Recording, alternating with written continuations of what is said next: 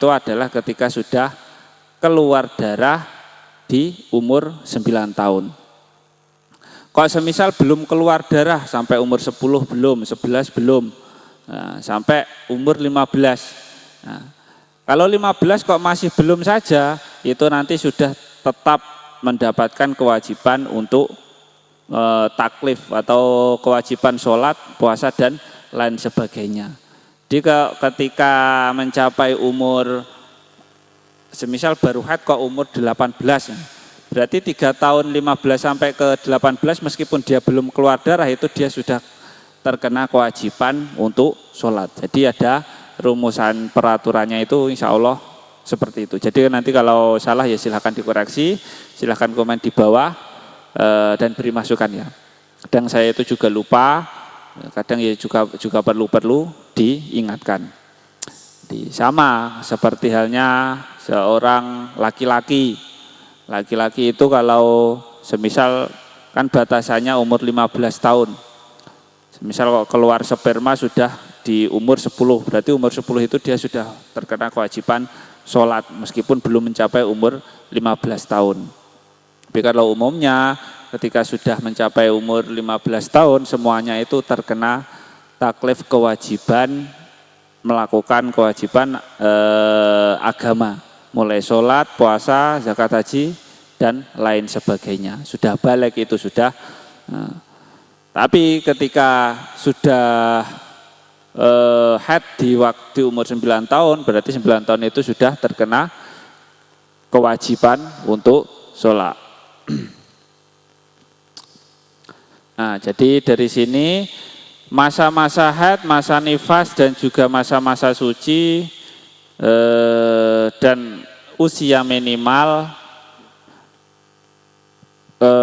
wanita haid itu sudah saya kaji tadi, sudah saya bacakan insya Allah.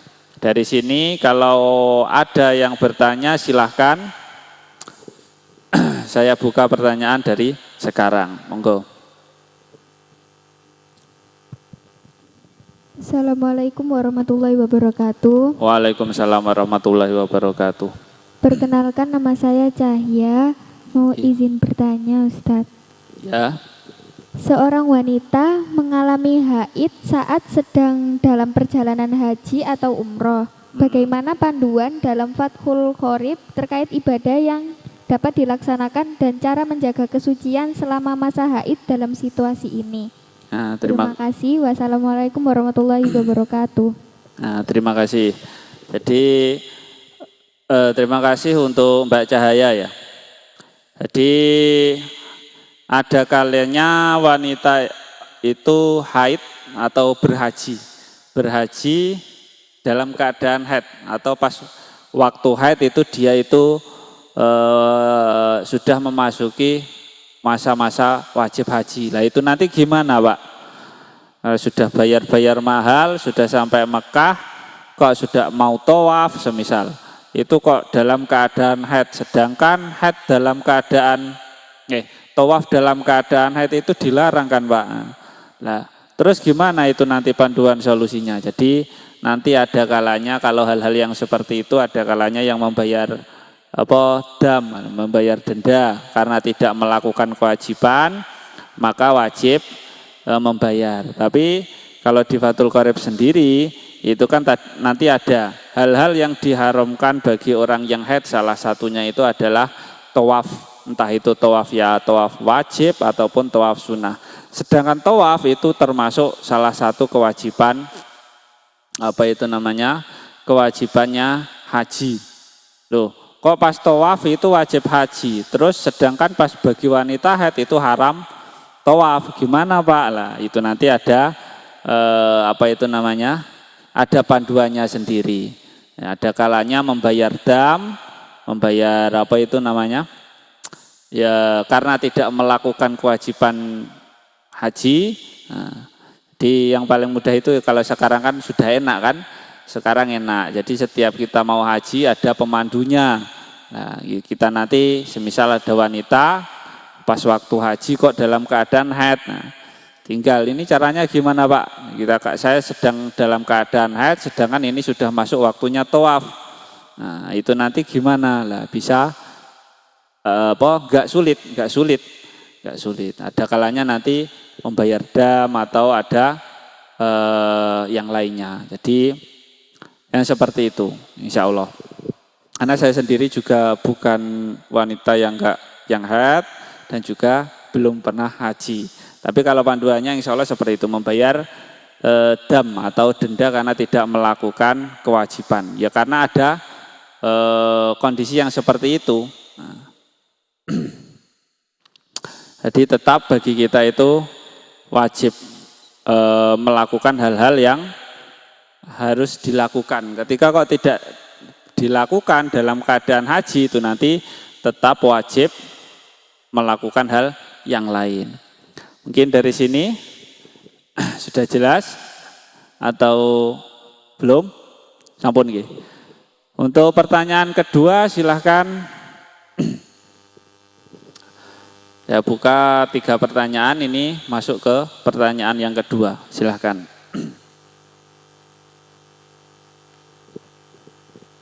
Assalamualaikum warahmatullahi wabarakatuh.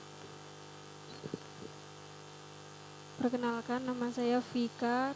Enggak kedengeran, diulangi. Mic-nya enggak kedengeran. Assalamualaikum warahmatullahi wabarakatuh. Waalaikumsalam warahmatullahi wabarakatuh. Perkenalkan, nama saya Vika dari Kediri, izin bertanya. Ye, silahkan. Bagaimana hukum wanita yang mengalami darah haid lebih dari 15 hari berturut-turut, padahal biasanya haidnya hanya 7 hari? Apa yang seharusnya dilakukan dalam hal ibadah dan bersuci? Maaf, kurang jelas pertanyaannya. Sepikirnya kurang jelas, enggak kedengeran. Bisa diulangi pertanyaannya. Bagaimana hukum wanita yang mengalami darah haid lebih dari 15 hari berturut-turut, padahal biasanya haidnya hanya berlangsung selama 7 hari? Apa yang seharusnya dilakukan dalam hal ibadah dan bersuci? Jadi terima kasih untuk pertanyaan keduanya dari Mbak Vika Kediri. Bagaimana hukumnya ketika wanita itu keluar darah 15 hari berturut-turut gitu ya? Padahal biasanya itu 6 hari sampai 7 hari atau seminggu. Nah, itu gimana Pak? Nah, jadi kembali ke rumusan awal. Masa paling lama haid itu adalah 15 hari. Ketika wanita kok keluar darah sampai 15 hari, padahal biasanya itu cuma seminggu, 7 hari, 6 hari gitu. Jadi itu nanti gimana? Apa hukumnya gimana? Nah, jadi itu nanti masih tetap hukumnya itu darah haid ketika masih 15 hari. Meskipun itu di luar kebiasaan si wanita. Nah, kan gitu. Jadi ketika masih di waktu masa 15 hari, itu nanti tetap masih dinamakan darah haid dan kita tidak perlu sholat. Tapi nanti ketika darahnya itu keluarnya itu lebih dari 15 hari, misal 20 hari. Nah, maka 5 hari sisanya itu baru dinamakan darah istihadah. Nah, darah istihadah berarti kita tetap wajib sholat meskipun keluar darah. Jadi dari rumusan awalnya, bagaimana ketika hukumnya seorang wanita itu keluar darah 15 hari berturut-turut, padahal umumnya itu dia itu keluarnya itu cuma seminggu. Nah, maka ketika cuma masih dalam masa 15 hari itu tetap dinamakan darah haid. Enggak perlu sholat. Ya wes 15 hari enggak usah sholat. Tapi kok ketika darahnya itu keluarnya itu melebihi 15 hari, semisal 18 atau 20 semisal, maka masa turan atau sisanya itu, kalau semisal keluar darahnya 18 hari, maka yang 3 hari itu dinamakan darah istihadah. Jadi kita tetap wajib sholat di 3 hari yang terakhirnya itu. Jadi dari situ bisa dipahami. Kurang jelas apa atau sudah? Sampun, nggih, terima kasih. Untuk satu pertanyaan lagi nanti saya lanjutkan. Monggo, silahkan satu pertanyaan lagi.